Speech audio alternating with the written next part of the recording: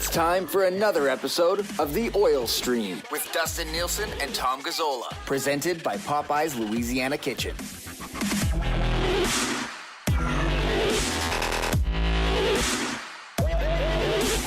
Happy Wednesday, everybody, and welcome to another episode of The Oil Stream, brought to you by Popeye's Louisiana Kitchen.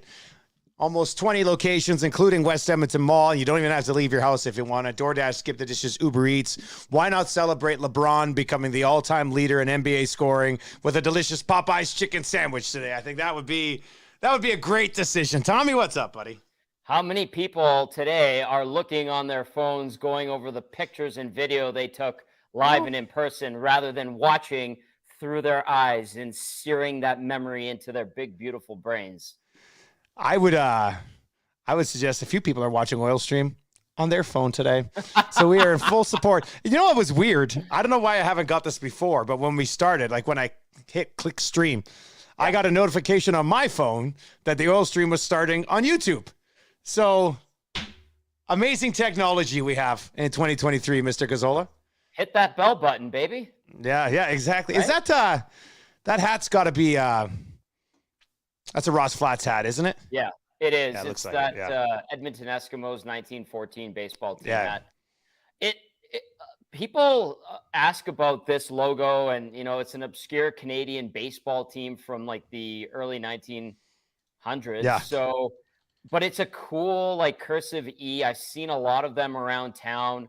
It's a little bit ambiguous enough that it's a cool hat. And I remember a guy I worked a hockey school with, he was from Chicago, and he's like, "What's that hat you're wearing?" And I told him the story. He's like, "Can you get me one? It's really nice." And he wears it around Chicago, and he says people ask him about it all the time, and he tells the story, and they're like, "Oh, wow, okay." So it's kind of neat. Like, and it's just Get the buzz out there. It's a nice like logo. that. Yeah. So that's what it's from. Ross Flats. Their stuff is great. All right, we'll get to your Boston Pizza Appetizer coming up. Inside the numbers for Cool Bet, Oil Stream, part of the Nielsen Media Cool Bet Network. If you want to bet on the Oilers, you can do that over at Cool Bet. Tommy, a post-game show last night, buddy. What was the vibe with the fan base after a 5-2 win over the Wings? One that's been running throughout this last couple of weeks is satisfaction. I think satisfaction is a good way to describe it. A few people chirping the officials, and I get it. I don't think that's going to go away anytime soon. And then praise for Jack Campbell is starting to come in more and more so with the way he's been playing. His record in the calendar year has been phenomenal, obviously. Yeah. Picture perfect. That was a good win where, the Oilers weren't on their best behavior and playing their best game, but they still gutted it out, and they got goals from their depth scorers, and there's some key moments from Campbell. So it satisfied a lot of people, and there wasn't much concern. One texter ripped into Evan Bouchard, who didn't have a great game. I think I saw that same guy text in today. He's like, he's got to be scratched. He's the worst defenseman and all that. Yeah. And he didn't have a good game. I mean, we're not defending his game. He was probably the worst defenseman yesterday, but yeah. No. But that's basically the gist of what we got last night. A lot of people pretty happy about what they saw, and they'll take the 2 points and move on to Thursday. If the playoffs started today, would you start Campbell or Skinner? I would start Campbell because he is a veteran.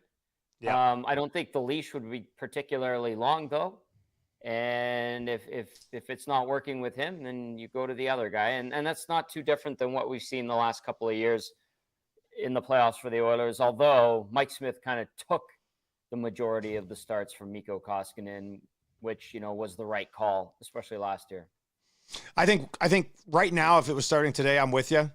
I know Skinner's just come back from the All-Star game, and he basically held them in there in the first half of the season, which the entire group should be very grateful for. And he's going to factor into a lot of things down the stretch here as well. But I don't even think it's a discussion. I think if the playoffs are starting right now, Jack Campbell would start game one. And then at that point, you kind of handle it the way you're probably going to handle the rest of the way this season, Tom. You just sort of see where it goes from there, right? Yep, absolutely. Yeah. And I think, the fan base, certainly the players are accustomed to that. We as the media, I mean, we just report on it, but we're used to it as well. And that's kind of where we're at. Like, at one moment, one guy took the reins and like you said, kept them afloat when things were rough. And then the other guy found his game, was able to, thanks to the play of Stuart Skinner, work and reconstruct his game. And then now it's at a point where they can share the balance of the workload and generally have success both ways. Let's get into your Boston Pizza Appetizer, another storyline coming out of this stretch of games as of late. And, of course, Boston Pizza, if you're looking for something delicious this afternoon at a good deal, Appy Hour, 2 to 5, and then again from 9 until close at all of your Boston Pizza locations. I think we are targeting February 28th. It's a Tuesday night. The Oilers play Monday. They play Wednesday. And we're going back to Capilano, actually. They want us back at Capilano. They had so much fun last time that they're like, we want the boys back. So they're going to send us back to Capilano. I love it. We had a great time there. That was we did. That was our very first one.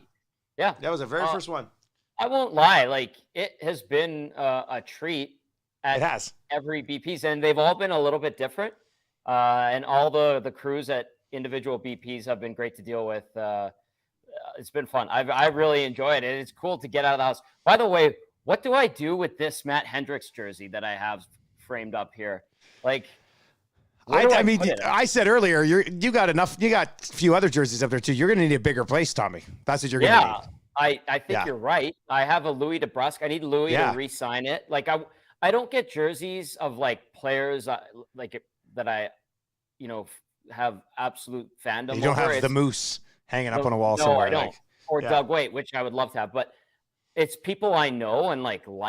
And have like I have a Strutty Islanders reverse retro jersey he's bringing over today, and Hendo sent that. He signed it to me, and like, it was great working with you for 3.5 years. You're a pro, blah blah blah. So he bullshitted about me, and then he signs it. But and that has meaning, right? Like, Lou, I've known since 2010, and he's a good friend. I work on a hunting show with Louis, which is odd. And then, we love Strutty. We work with Strutty. And so, like, that's the significance of jerseys for me. And I'm getting all of them framed up. The girl I'm seeing now, she's like, her side hustle is interior design. So I might just be like, I got these 2 jerseys framed. Where do I put them? She can figure it out. Wow. That's like 3 weeks old now, isn't it? Yeah, maybe even longer now. I think we're creeping up on a month. Wow. Yeah. All right. Congratulations, Tommy. Time to pop the question. I like it. That's good. Maybe let's just start with taking her to BP's for a heart-shaped pizza, okay? That's you know what? That'd be very romantic. Very romantic. My wife's already talking about it with the kids. We're like, heart-shaped pizzas. Got to have the heart-shaped pizza. So that's very smart. Very smart. Okay, so Vincent Desharnais has not been here for a regulation loss just yet. And has the team played better? Yes, they have. But, Tommy, how much of an impact has this guy, and 3 minutes on the penalty kill last night, I think he played the third most minutes on the penalty kill among the defensemen. He plays with an edge as well. Has actually contributed a bit offensively so far. Like, I'm not sitting here saying, they're 8-0-1 with Desharnais because that's how good he is. But how much has he contributed to the success that the team has had as of late? His impact on the makeup of the roster is big. It's taken away some minutes from other guys and taken some guys out of situations where maybe they're not as strong. And he's better at, certain situations, whether it's a PK, like you mentioned, that went 5 for 5 last night because of his presence, his ability to move guys out of the front of the net, let his goalie see pucks, and his ability to eliminate players, break up cycles. That's been one of the big impacts, his physicality. I mean, yesterday, who did he have? He had 2 guys in front of the Red Wings bench, one on each arm, and he was kind of like this, right? Like, he's a giant of a human being. He fits in with the group. He's got a great attitude and demeanor. So even though he only plays, 10 to 13 minutes a night? Yeah, 10, 13-ish. Right. So you could look at that and be like, well, he doesn't play a ton. He plays enough, and just his presence and the impact it's had has gone a long way in the way it helps out other guys and gives the coaching staff an ability to change up their looks in certain scenarios. So it has been a significant impact. Now, I don't know if you're going to bring this up. I'll just bring it up. Does it change the game plan like we've talked about for Ken Holland? No. And does it all of a sudden, boost up these 3 young defensemen and to the point where we could say Philip Broberg should be in the top 4 and Evan Bouchard might be ready to supplant Tyson Barrie. No, not yet. Those guys are all being sheltered, but it's a good thing that they've got going, and that's how you build up their confidence. That's how I see it. But, there's some people, there's someone who texted into the show yesterday on the pregame and was like, hey, Desharnais is the shutdown guy that they need. They can get rid of so-and-so and get rid of so-and-so. I'm like, whoa. He's played 8 games. Yeah, he's still very I think fresh. Maybe at 9 now. Like, come on. Yeah, no, I think I can't remember where I saw it. Somewhere here in the media in town. Basically, the quote or the thought process was, sorry, somebody just gave me a Facebook notification. I'm doing a card break tonight. I have Facebook open. I was just like, it scared the shit out of me. I'm not going to lie. I got a crack pack break tonight. 9-box mixer, buddy. It's going to be great. Ken Morrison's probably in on all of that. Actually, Ken Morrison has 3 spots in the break tonight. Yeah, it's funny you mentioned that. We should remind Ken that we need the question of the day back. Yeah. We can't even ask questions anymore on the oil stream because we don't have the Ken Morrison Remax question of the day. No, I was going to say, like the play and the style of Desharnais, I think I saw somebody suggested it opens up the door more so for Chychrun because you don't need to acquire a steadier defensive type of defenseman. But Tommy, like if they acquire Chychrun, part of me feels like Desharnais is not going to be in the lineup anymore unless you're going to scratch, I guess, Broberg and run with 7 or in a wild Wade Woodcroft strategy, go 10-8 or something. I don't know. Like so to me, like that would almost defeat the purpose of that you take Desharnais out. If you bring in Chychrun and you take Desharnais out, I honestly believe defensively you're worse. Yes. Yeah, because I mean, they're doing it by committee on the back end, right? You've got your 4 anchors with Nurse and Ceci, who Nurse had some bad moments. So too did Ceci last night. There was some sloppiness. It was the first game back. Kulak and Barrie have been a steady pair. And those guys are the veterans. They take up the big minutes. They get the elite players going up against them. And it seems to be working. And that's what's given Broberg, Bouchard, and now Desharnais an opportunity to get, let's call it, quote unquote, easier opposition to face. And they've excelled. And so all of a sudden you're going to disrupt that if you were to go get a Chychrun, if you were willing to pay the price that's being asked. And so you had a good thing and you're trying to bolster it in theory, but at the same time, you're ruining a good thing because you're messing up the flow of it. So it might be a little bit counterproductive. And then, you'd have people making you go, well, you got Chychrun. And then others could counter that and say, well, you have Darnell Nurse. And well, he's $4.5 million compared to 9.2. Yes, we know, but the cap will be going up. They'll have some guys off the books. I think if Nurse plays better in the ensuing years and the team continues to have success and the cap goes up, this will become less and less of an issue, like Ryan Nugent-Hopkins was last year. So it would kind of disrupt things. That's why the focus is still for a solid left D to take away some of those hard minutes from that third pairing. Because in the playoffs, guess what? Those guys might get exposed. Those 3 bottom defensemen. I just don't think you should base any decisions for your franchise, long term especially, off of 10 games of a defenseman who we like. I mean, I'm not saying this is not an anti-Desharnais. It's just how you properly plan your organization moving forward. So he's been a pleasant surprise for sure. If he can continue it, it certainly does change that conversation. I saw Gregor had that post yesterday. Would you want your GM to give up 2 firsts and a second or equivalent prospect for Chychrun? And I was a little surprised when it was all said and done, or I think it's close to closing. It was something like, last I looked, it was like 53-47 in favor of no. And did that surprise you at all, that there's a slight lean towards the no? Because to me, I retweeted it. I said, listen, I think this is an overpay. But are you in a position as the Oilers to justify an overpay to try to take advantage of a 2-3 year window here with Draisaitl and McDavid? Yeah, a bit of a surprise considering, fans of any fan base, especially in Edmonton, they get wooed, and understandably so, by the shiny object that's available. And but to see the result and people start to lean towards, well, hang on a second, they have a good thing going, and to realize that, and that's the way they voted. I think that's reassuring. That's good. That's an understanding that, hey, you can do it by committee, a la the Pittsburgh Penguins, their last Stanley Cup run, who did have Chris Letang, but the Oilers have some good defensemen. That there's no great defenseman on their team right now, and I think it's kind of starting to persuade people to look at things a little bit differently when it comes to this back end. 3 games left on this trip. They get at least 2 of them, right? Like, I could see the weird matinee back-to-back Montreal, Ottawa. Maybe one of those games ends in a loss, but they come home with 3 or 4 from this trip, right? I think so. Yeah. I think that's a must. And I would say, I was going to say it last night, like Philly, they've had success in, but they don't play there a lot. It's all Eastern teams. Montreal, they generally play well in. Ottawa, outside of the year that there was the North Division, like Ottawa's been a hard building for the Oilers for whatever reason for years and years and years.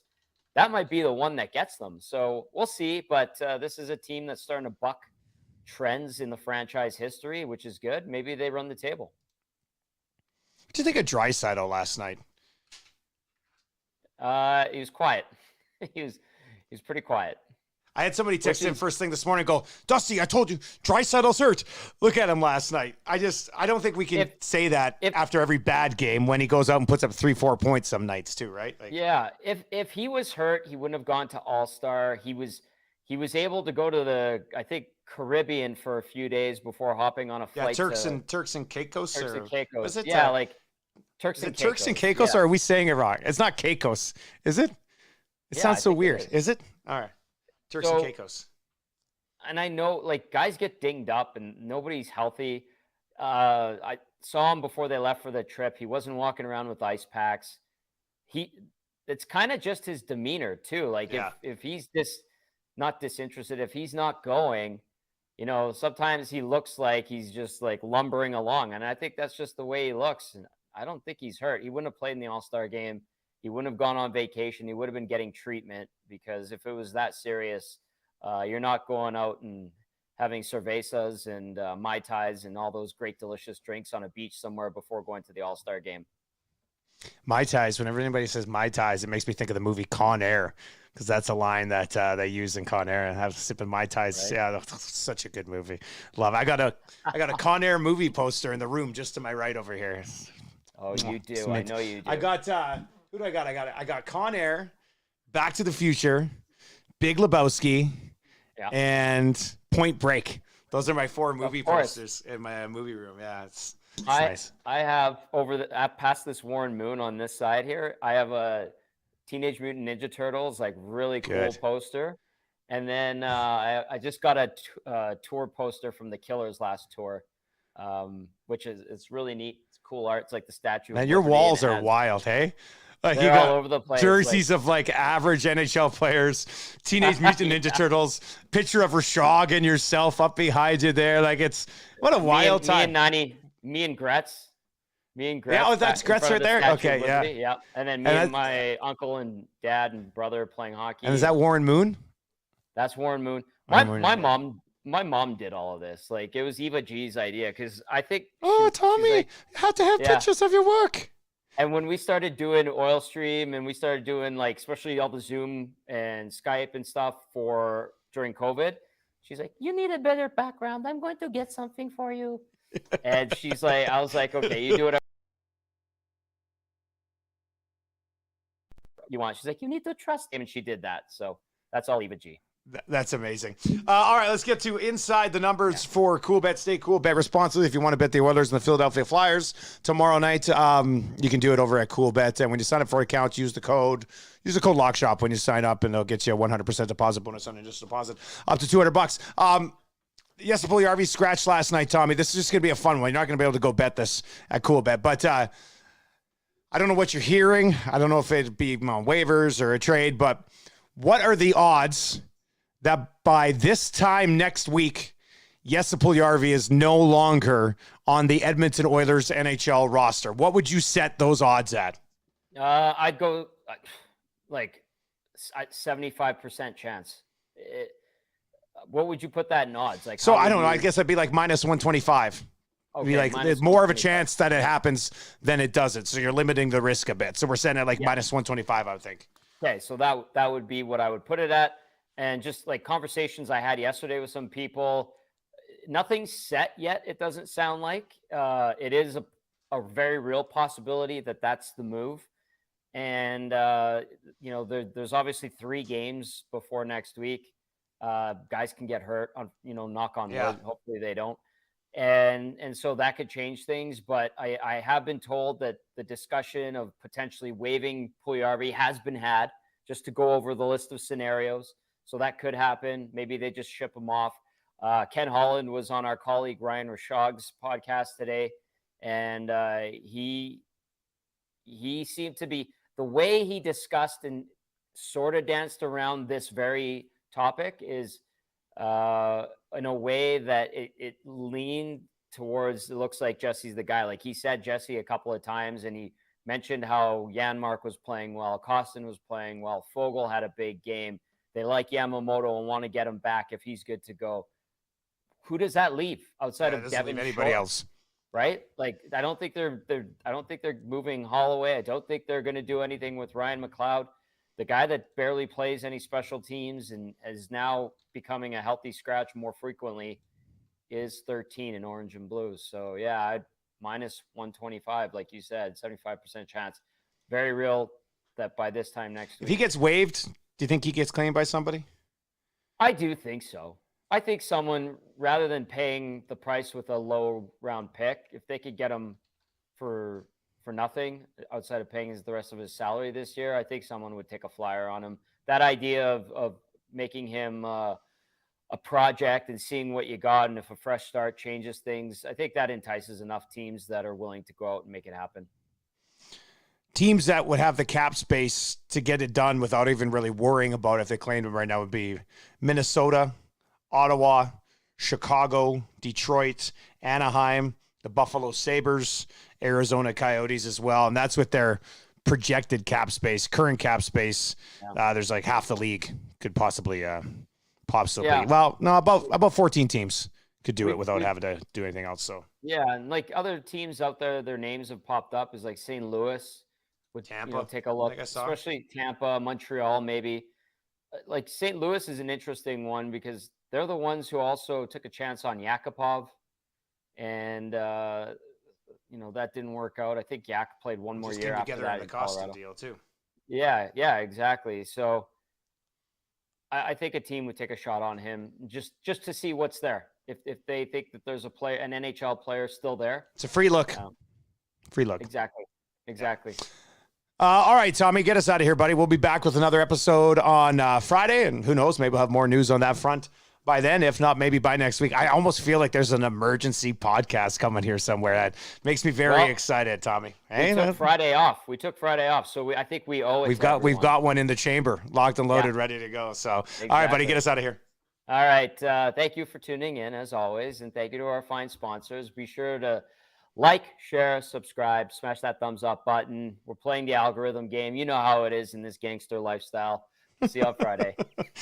2 most gangster guys you ever seen in your entire life. See you later, buddy. I had to.